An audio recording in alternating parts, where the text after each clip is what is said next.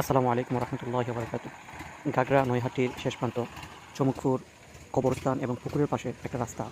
রাস্তাটা বৃষ্টি হইলে প্রায় কাদা জমি যায়। মেঘ বৃষ্টির কারণে পানি যাওয়ার কারণে রাস্তাটা প্রায় অর্ধেকের বেশি ভাঙি গেছে।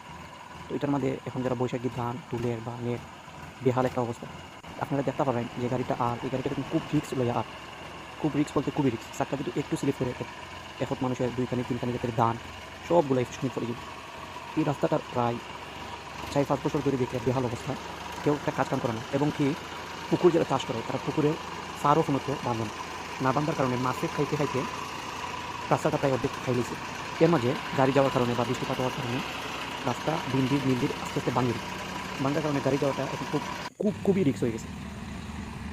আমি গাগরার মেম্বার এবং চেয়ারম্যানের কাছে আকুল আবেদন বা নিয়তি করবো যাতে এই রাস্তাটা ঠিক করে দেওয়া হয়, সরকারিভাবে যাতে এই রাস্তাটা ঠিক করা হয় আর পুকুরটার যাতে ফার বান্ধ হয়। বিশেষ করে আমার গাগরার ভাই এবং চমকুটার ভাই যদি আমার ভিডিওটা দেখেন একটু শেয়ার করিয়া দিবেন যাতে প্রকৃত যারা কাজ করে প্রকৃত কর্তৃপক্ষ করে তারা চেয়ারম্যানের কাছে এই খবরটা পৌঁছায়। না হয় যে কোনো সময় বড় ধরনের দুর্ঘটনা ঘটার সম্ভাবনা আছে। রাত্রে দেখো বস্তা ফালাইয়া রাখি দিয়েছে, এগুলো বাড়িতে নিতে পারছে না।